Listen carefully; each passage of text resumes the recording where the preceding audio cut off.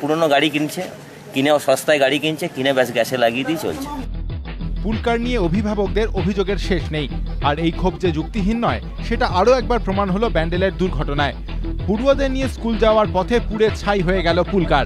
স্রেফ কপাল জোরে রক্ষা পেল পড়ুয়ারা। আর শুধু তো একটি ঘটনাই নয়, গত কয়েক সপ্তাহে একের পর এক দুর্ঘটনার কবলে পড়েছে পুলকার। 18ই জুলাই হাওড়ার কুলগাছিয়ায় পুলকার দুর্ঘটনায় জখম হয় 5 পড়ুয়া।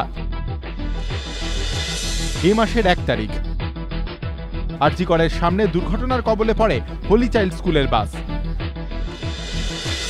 তার ঠিক 7 দিন আগেই মা উড়ালপুলের পিলারে ধাক্কা মারে লোরেটো হাউসের স্কুল বাস, মৃত্যু হয় চালকের।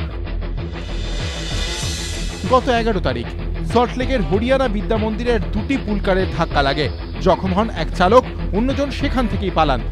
এবার তালিকায় জুড়ল ব্যান্ডেলও, যা দেখে অভিভাবকরা প্রশ্ন তুলছেন, আর কতদিন সকালে দুরু দুরু বুকে সন্তানকে পুলকারে তুলে দিতে হবে?